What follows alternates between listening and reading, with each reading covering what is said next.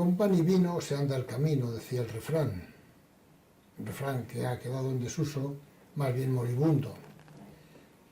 Pero si retrocediéramos 200 años atrás, podríamos ver la imagen del trabajador que va con la alforja al hombro y en ella, como vianda, podía llevar una cebolla, un trozo de pan, en el mejor de los casos, un trozo de tocino y, como privilegiados, una bota de vino. No todo el mundo podía beber vino, porque era una bebida cara en aquel momento. Hay que tener en cuenta que tenía muchos impuestos, por eso crearon las ordenanzas del vino, y además que la producción era muy limitada. No es como ahora, que tenemos una gran producción de vino.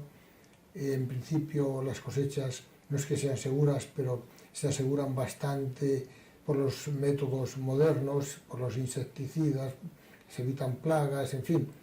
En aquella época no había medios y por lo tanto la cosecha era muy escasa, generalmente. Por eso el vino era muy caro y no lo podía beber todo el mundo.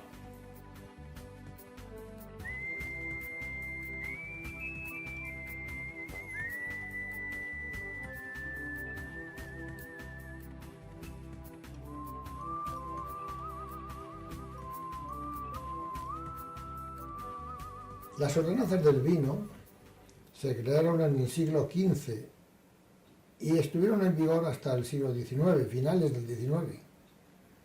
Las ordenanzas del vino tenían una explicación muy clara: controlar la entrada del vino en Valladolid y de esa forma conseguir cobrar un impuesto por el citado vino, por el consumo del vino. Claro, esa era la finalidad. El vino era un bien preciado. Decían que el vino era bueno para la salud humana, e incluso recomendable. Bueno, no hay que retroceder siglos atrás. En el siglo XX anunciaban esquina Santa Catalina y todo eso, incluso recomendable como reconstituyente para los niños. O sea que vemos la importancia que se le ha dado al vino. En este caso, la finalidad fundamental era recaudatoria, ni más ni menos. Y lo tenía tanto controlado que aquel que incumpliera una de las normas, dice, podía quedarse sin el vino que introdujera de una forma anormal o clandestina, los animales que arrastrarán el carro, los cueros, dice, aquí se suele decir los pellejos también, y todo eso por incumplir la normativa.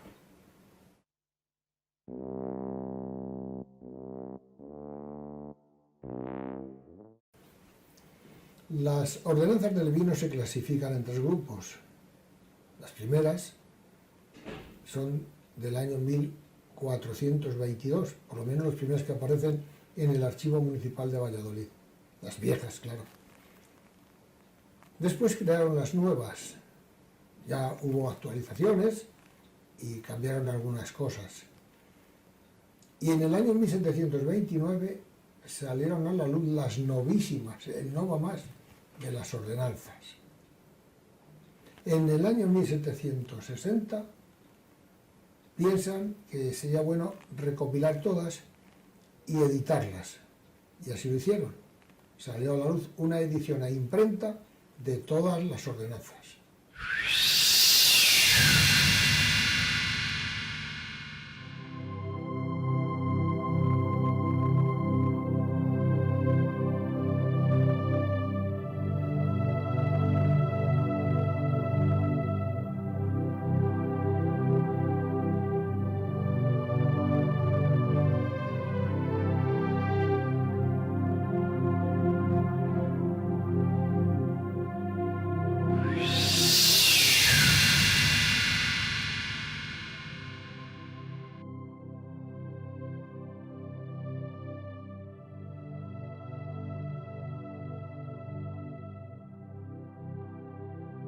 Primeramente, que ningún vecino, ni vecinos de Valladolid y su tierra, de cualquier ley o estado y condición que sea, que no pueda meter vino alguno ni mosto de fuera del término de la dicha villa ni de sus aldeas dentro de esta dicha villa, salvo por las puertas, conviene a saber, por la puerta del puente y por la puerta de San Esteban de la dicha villa. En la ordenanza quinta dice que para controlar mejor la entrada del vino en la ciudad, pues que en las puertas por las que está autorizada la entrada del vino, que pongan hombres buenos sin sospecha. Ordenamos, porque mejor se pueda guardar la entrada del vino, que se pongan guardas en las puertas de la dicha villa por donde ha de entrar el vino. En esta manera, que estén 2 hombres buenos sin sospecha a cada una de las puertas y que tengan sus libros en que registran el vino que cada uno trajere de las dichas viñas.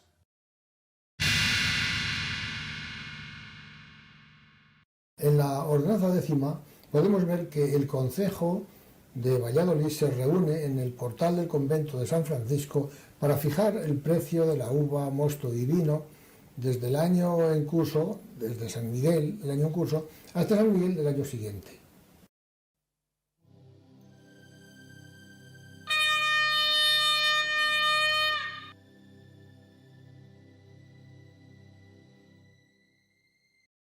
En la 9 villa de Valladolid, 22 años del mes de octubre, año de nacimiento de nuestro Señor Jesucristo, de 1423 años, el concejo de Valladolid, estando ajuntados so al portal del monasterio San Francisco de la dicha villa y a campana repicada, según lo que han de uso y costumbre, y estando presente el doctor García López Carvajal, oidor de la audiencia del Rey nuestro Señor y corregidor de esta dicha villa, en presencia de mí, Gonzalo Rodríguez, escribano público de Valladolid, y de los hechos, cuentas del dicho concejo y de los testigos de sus escritos, luego el dicho concejo, corregidor y corregidores, pusieron en renta en pública almoneda por los pregoneros del dicho concejo y por mí, el dicho escribano, las rentas de las penas del vino y mosto y uva desde el día de San Miguel del mes de septiembre postrimero, que ahora pasa de este dicho año, hasta el día de San Miguel del mes de septiembre del año que viene del Señor de 1424 años. El día 8 de julio de 1589, Jerónimo Salazar, diputado del gremio de los herederos del vino, comparece ante el rey y solicitan que se hagan copias de las ordenanzas originales para que no se pierdan. Decían las ordenanzas del vino que las viñas, aparte de proporcionar frutos y leña, daban trabajo a mucha gente pobre y vagabundos, y que de no ser así, podían dedicarse a otras cosas peores en de servicio de Dios nuestro Señor y año de la República, y que también podían dedicarse a la mendicidad.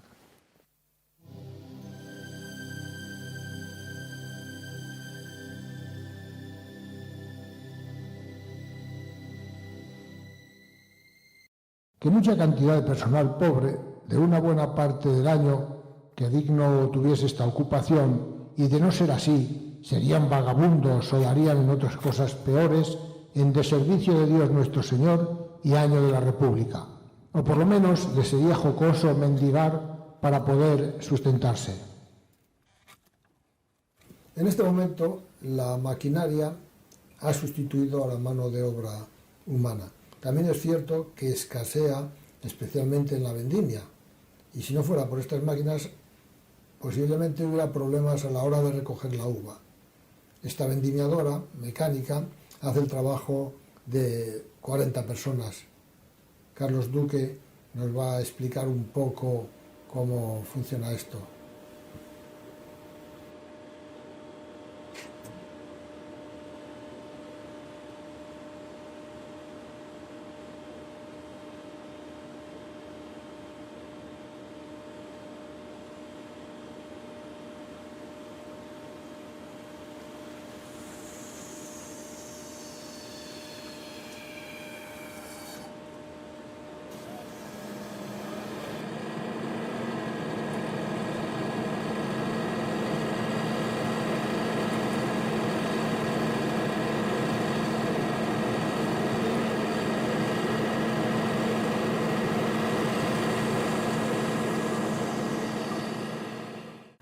Hola, buenos días, soy Carlos Duque, gerente de la Sociedad Agrícola Dugar SL de Castroverde de Cerrato y bueno, les quería contar un poco pues lo que estamos haciendo en este momento. Ahora mismo nos encontramos aquí en el municipio de Pesquera de Duero, vendimiando un viñedo que tiene unos 12 años, es un clon 306 y el sistema de empalizado es en emparrado, es en espaldera. Hay dos tipos de sistemas, en vaso, lo cual no se puede mecanizar ya que la vegetación está por el suelo y no se puede vendimiar a máquina, y emparrado en espaldera. Nosotros trabajamos una explotación de 47 hectáreas de viñedo, todo en espaldera para la mecanización, ya que hoy por hoy la mano de obra que tenemos en el campo es escasa y muy poco cualificada.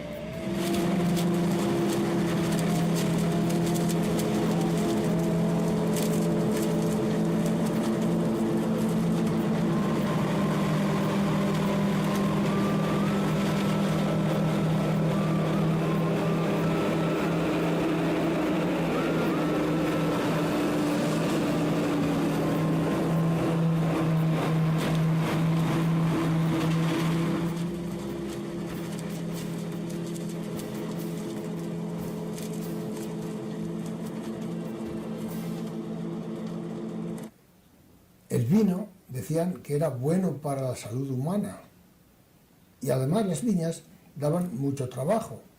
Había que podar, es el primer trabajo. Después había que recoger los palos, lo que se conocía como sarmentar, o sea, recoger los sarmientos, que eran útiles para calentar los hornos de los panaderos, para calentar las glorias de las casas, que era la calefacción de las casas que había, y no en todas, claro. El que tenía leña en aquella época era un privilegiado, por lo menos tenía calor en casa, que muchos ni siquiera eso.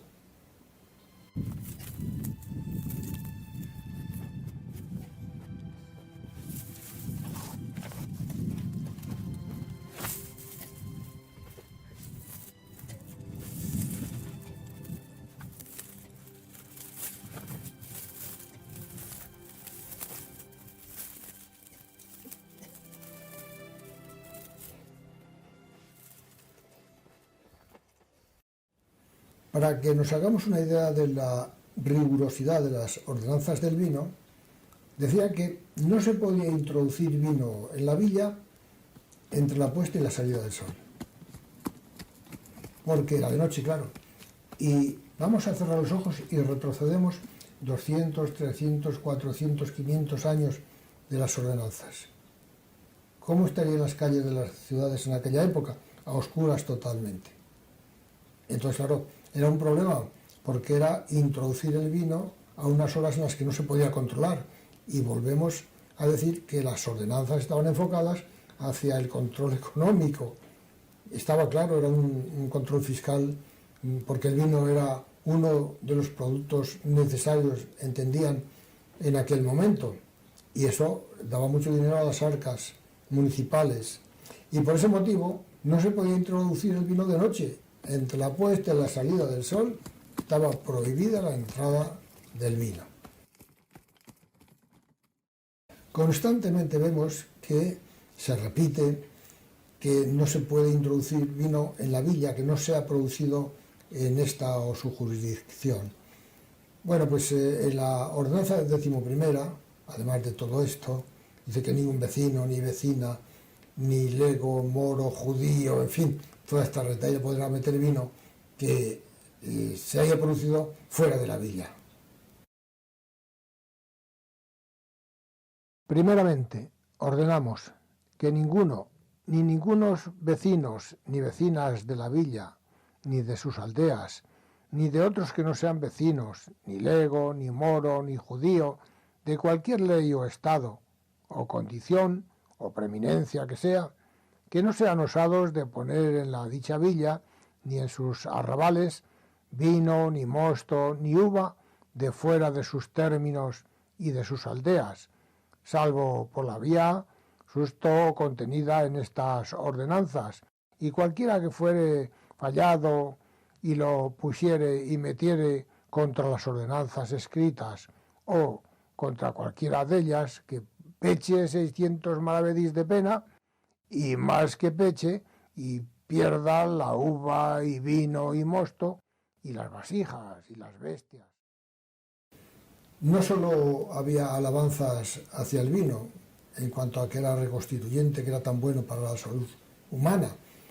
En algunas ocasiones también dicen que el vino perjudicaba a la sociedad, porque las personas que estaban mucho tiempo en las tabernillas, hay una ordenanza que habla de ello, pues hacía que esas personas realmente se perdieran y fueran un problema, como decía, para la sociedad.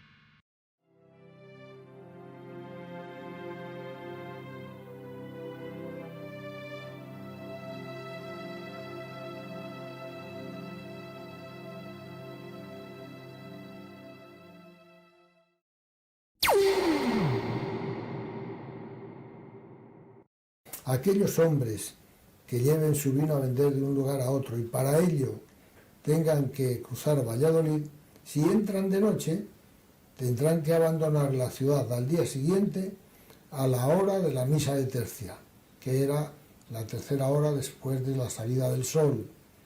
Si entraban de día, pues antes del toque de campana de vísperas, tenían que abandonar la ciudad. Claro, sin haber vendido el vino y sin haberlo descargado, se entiende que iban de paso. Y en aquella época se guiaban por los toques de campana.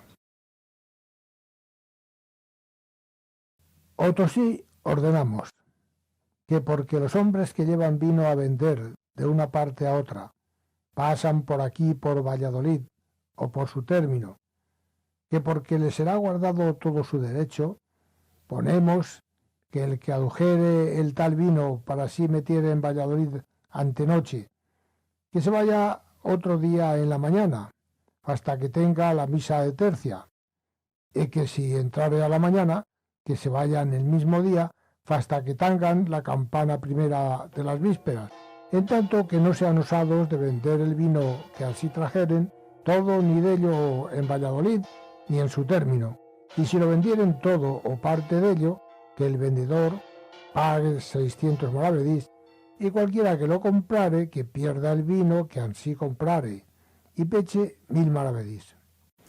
La picaresca ha existido toda la vida, y posiblemente en aquella época más. Dice la ordenanza que para poder vender el vino en Valladolid, tienen que vecindar en la ciudad con 1 año de antigüedad y poseer casa, mujer e hijos. Haber formado una familia con un domicilio en Valladolid y con 1 año de antigüedad, si no, no podían vender el vino.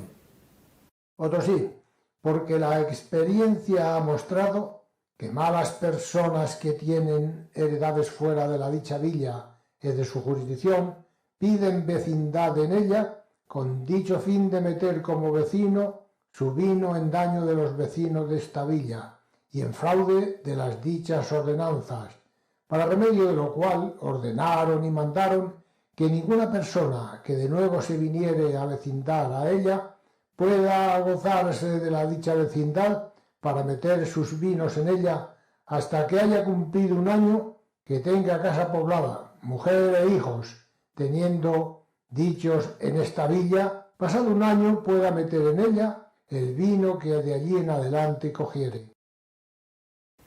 El vino estaba tan controlado que pasaban inspecciones periódicas por las bodegas, centros de venta, tabernas, incluso en domicilios particulares donde sabían que siempre había vino.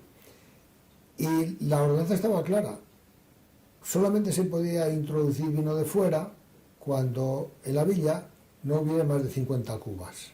Dice que podía ocurrir que por malas cosechas, en fin, que no hubiera más de esas cubas entonces se podía introducir de fuera. A partir del siglo XVII aumentaron a 100 cubas, posiblemente pues porque también había aumentado la población. No es lo mismo cuando salieron las ordenanzas en 1400 y pico que ya en 1600. Ya la población había aumentado y por ese motivo a lo mejor también aumentaron el mínimo de cubas de vino en la ciudad. Y de por cuanto podía suceder por malas cosechas y temporales de hielo, piedra e otros sucesos, haber falta de vino en daño de esta república, corte que en ella residen yentes y vinientes a ella, se hizo ordenanza confirmada por los señores reyes católicos, don Fernando y doña Isabel, en que se dispuso y ordenó que no habiendo 50 cubas, justicia y regimiento de esta ciudad, diesen licencia para meter vino de fuera de esta villa y su jurisdicción, según aquel tiempo y la grandeza del pueblo. Vemos que dice que, claro, las malas cosechas podían venir por heladas, pedriscos, que era muy frecuente, sobre todo en esta zona, claro. Pero había otros problemas, que eran las plagas, enfermedades de la viña como el oídio, el mildiu, que sigue habiendo, pero que ahora se combate gracias a los productos químicos. Y gracias a las máquinas, como vemos, pues se fumiga fácilmente, evitando este problema.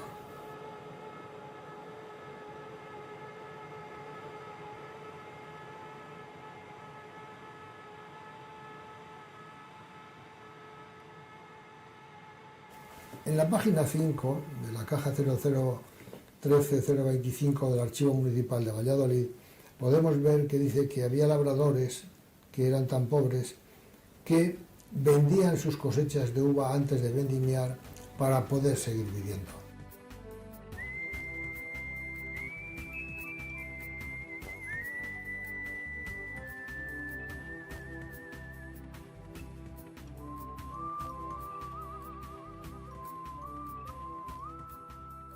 Porque muchos herederos de esta villa y su tierra son tan pobres que no tienen comodidad para labrar sus viñas, sino con dineros de algunas personas, para ello les prestan a pagar el mosto, y otros lo venden antes de lo recoger para el remedio de sus necesidades, que a no lo poder hacer les sería causa de perder su vino. La ordenanza 30 dice que aquellos que fueren a comprar uva antes de la vendimia en las aldeas de la villa, que vengan ante el juez con la cédula y el escribano tome nota. Y aquellos que no cumplieren con la ordenanza, que se les quite la uva, el mosto y el vino y además paguen 600 moravedís. Aquí la cosa era pagar. Y además, si fuera hijo de algo o dueña, que sean desterrados de la villa por 1 año. Y si no fuese hijo de algo, a 1 año y medio. Y además, si estos, para defender el mosto, la uva y el vino, meten manos en las armas, que les corten las manos derechas. E si yo me fuera hijo de algo o dueña, que por la osadía que hiciere, que sea desterrado de esta dicha villa de Valladolid y de su tierra por 1 año. Y si no fuera hijo de algo, que sea desterrado de Valladolid y su tierra por 1 año y medio. Y los otros que con él fueren, si no metieren mano a las dichas armas, que ya hagan 60 días en la cadena. Y si pusieran manos a las armas para amparar el dicho vino, o mosto o uva, caso que no hicieren, que les corten las manos derechas a los que así amparasen el dicho vino, y paguen cada uno una pena de 2000 maravedís, la mitad para el juez y la otra mitad para la cerca. 71 fueron las ordenanzas viejas. La última se redactó en el año 1463. En la noble villa de Valladolid, en 15 del mes de enero, año del señor de 1463 años, estando los señores corregidor y regidores en la dicha villa, ayuntados y llegados a su ayuntamiento y regimiento en las casas consistorio, estando ente presentes el honrado caballero Mosén Diego de Peñalosa, corregidor de la dicha villa por el rey nuestro señor, y Juan de Luzán y García de la Cuadra.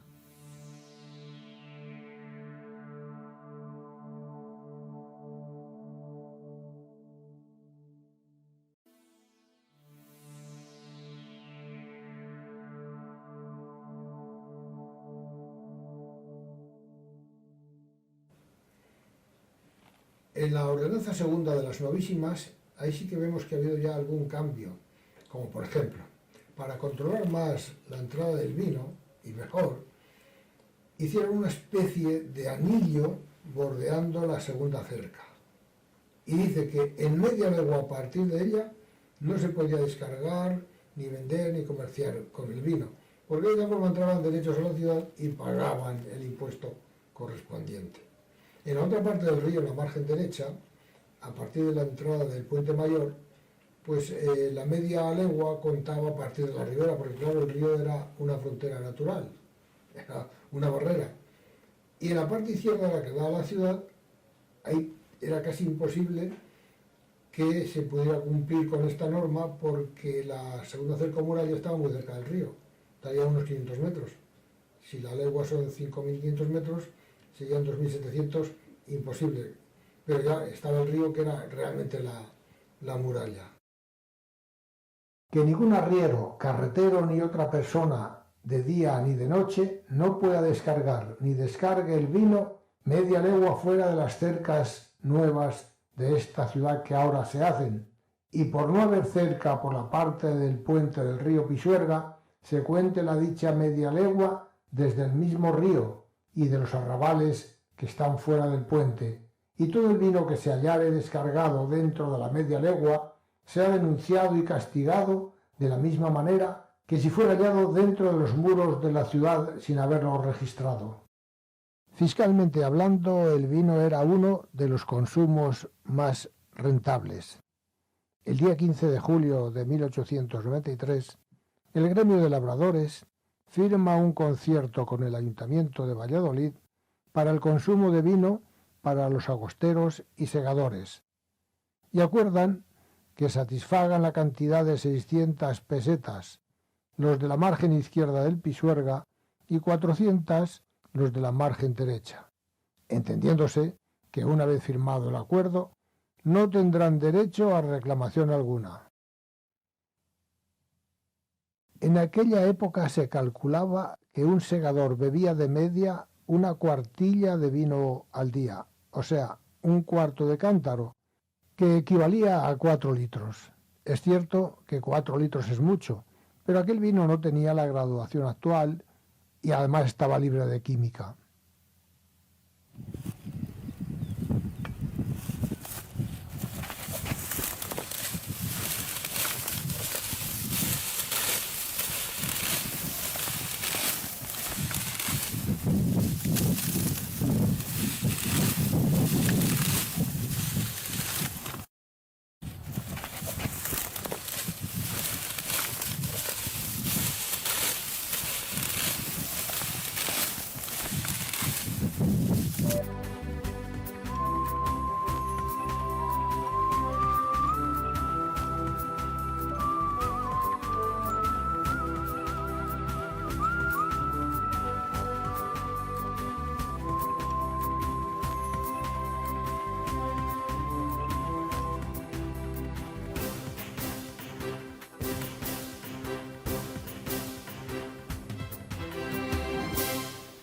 Está claro que en aquella época no había productos químicos, pero no se sabe qué es peor, porque en algunos casos, cuando el vino ya empezaba a picarse o no estaba bien, echaban tantas porquerías que lo raro es que no se intoxicaran.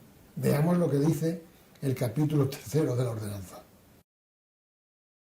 El capítulo 3 de las ordenanzas del vino decía: se prohíbe echar en el vino adobo de yeso, cal, carnes, queso salado, cosas semejantes, perjudicando a la salud humana.